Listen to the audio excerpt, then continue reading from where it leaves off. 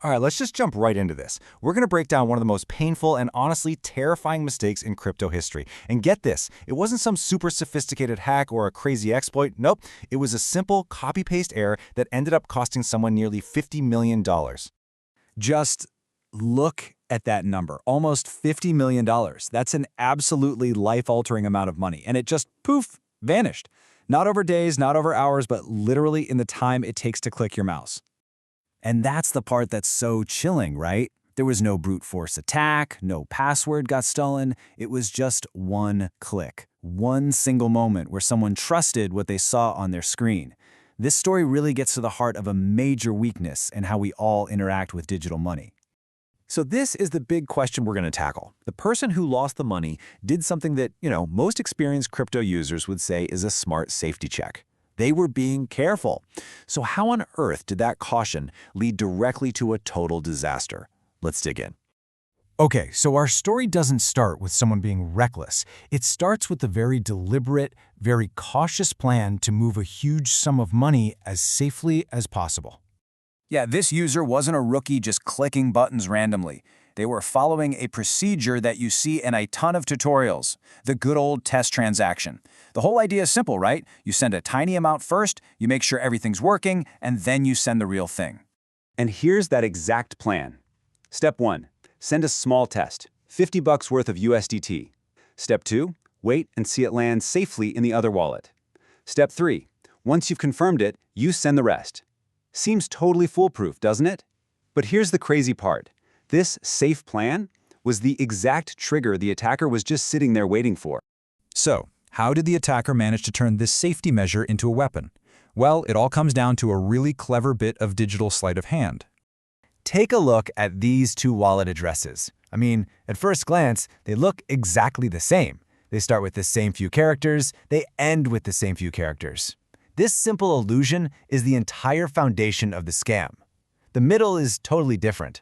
But let's be real, who actually checks the entire 42-character string every single time?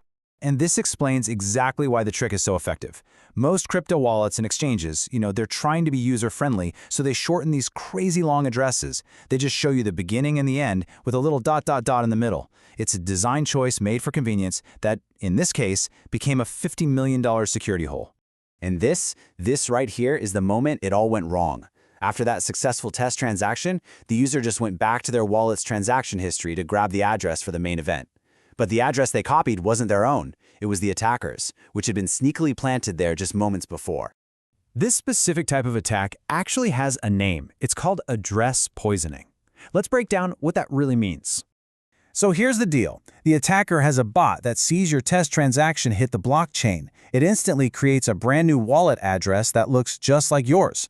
Same beginning, same end. Then it sends a tiny, 0-cent transaction from that fake address to your real address. And boom, now that fake address is sitting right there in your transaction history, looking totally legit, just waiting for you like a landmine. You've got to understand, this wasn't luck. It was a completely calculated, automated process. The scammer had a whole system running. A bot watches for transactions, it generates one of these lookalike addresses on the fly, it poisons the history, and then it just waits. It's a super low-effort, massive impact attack that completely preys on our habits and our desire for convenience. So the transfer goes through. The $50 million is gone. What happens next? Well, the race to launder the money and make it disappear for good starts almost instantly. The speed here is just absolutely insane. Within minutes, those stablecoins are swapped for Ether. Then, that Ether gets scattered and bounced between dozens of brand new wallets to try and break the trail. And the final step, it all gets sent to a mixer like Tornado Cash, which basically throws all the assets into a giant pool to make them untraceable.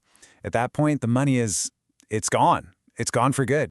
And all this brings us to the most important lesson of this entire mess. The technology, the blockchain. It all worked perfectly, exactly as designed.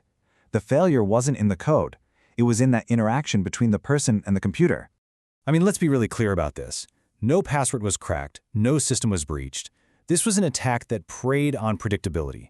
The attacker knew people just checked the start and end of an address. They knew people copy from their transaction history because it's easier. They exploited the very design choices and mental shortcuts that we all rely on every single day. So how do you actually avoid this nightmare? The takeaways are pretty simple, but they are so critical.